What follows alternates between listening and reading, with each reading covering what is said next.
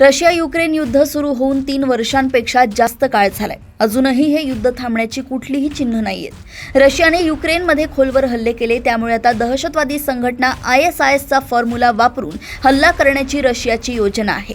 युक्रेनकडून रशियाबद्दल असे दावे केले जात आहेत. रशियाची गुप्तचर यंत्रणा KGB युक्रेनमधील गरीब मुलांचा वापर करून त्यांना फिदायनी हल्लेखोर बनवण्याच्या योजनेवर काम करत आहे. द गार्डियन वृत्तपत्राने युक्रेनी अधिकाऱ्याच्या हवाल्याने हे वृत्त दिले. या लहान मुलांचा युक्रेन विरोधात मानवी बॉम्ब म्हणून वापर करण्याची योजना आहे. रशियाची गुप्तचर यंत्रणा KGBने बॉम्बस्फोट घडवून आणण्यासाठी लहान मुलांसह युवा आणि युक्रेन नागरिकांची भरती चालवली आहे, असं रिपोर्टमध्ये म्हटलंय.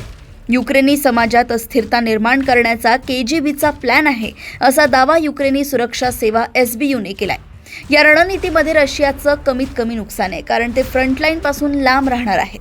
असं झाल्यास युक्रेनलाही थेटपणे रशियाला दोषी ठरवता येणार नाही, कारण हल्लेखोर स्वतः युक्रेनचा नागरिक असेल.